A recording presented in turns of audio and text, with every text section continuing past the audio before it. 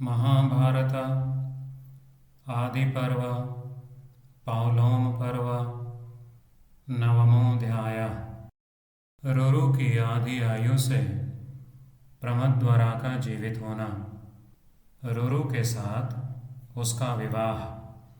रुरु का सर्पों को मारने का निश्चय तथा रुरु डुंडुभ संवाद।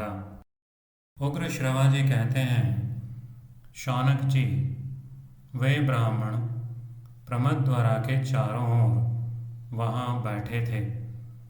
उसी समय रुरु अत्यंत दुखित हो गहन वन में जाकर रुदन करने लगा।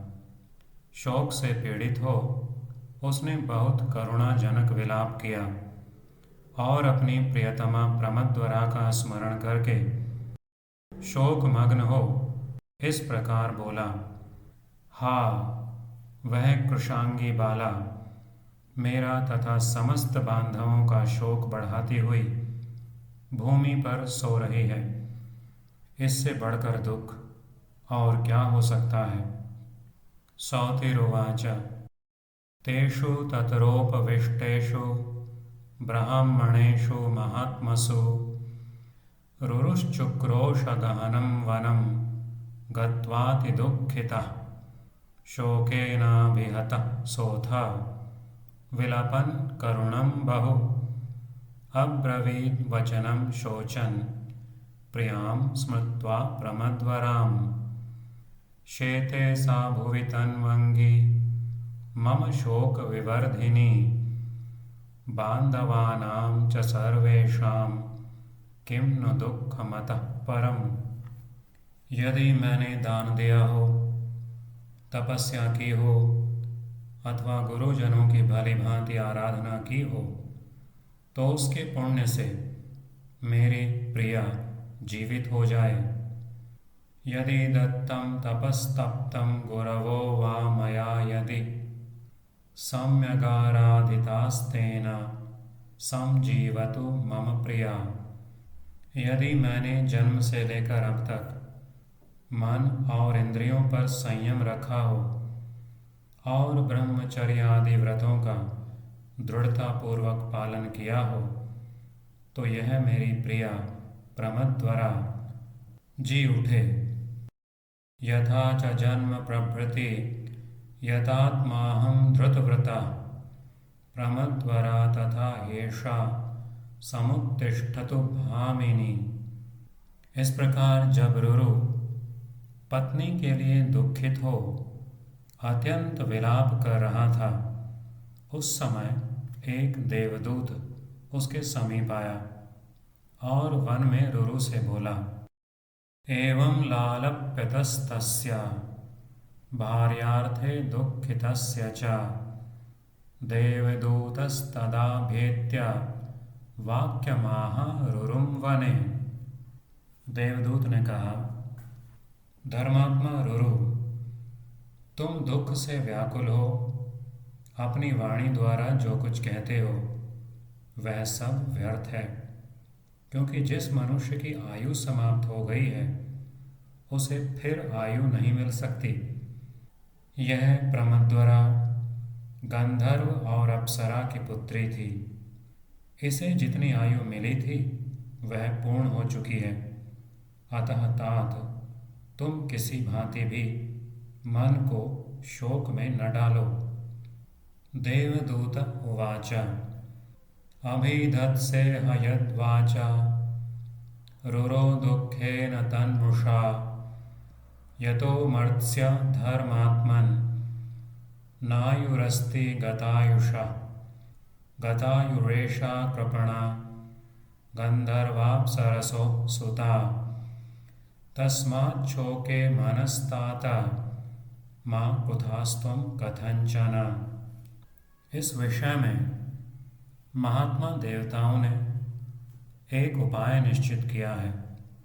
यदि तुम उसे करना चाहो तो इस लोक में प्रमद्वरा को पा सकोगे।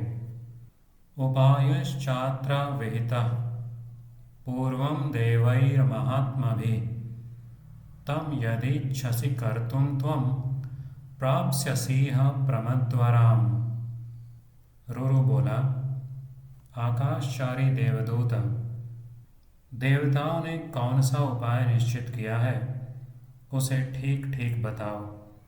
उसे सुनकर मैं अवश्य वैसा ही करूँगा। तुम मुझे इस दुख से बचाओ। रुरुवाच, क उपायः कृतो देवैर्ब्रूहि तत्त्वेन खेचर। करिष्येऽहं तथा श्रुत्वा त्रातुमर्हति मां भवान्। देवदूत ने कहा, भृगुनंदन रुरु, तुम उस कन्या के लिए अपनी आधी आयु दे दो। ऐसा करने से तुम्हारी भार्या प्रमद्वरा जी उठेगी।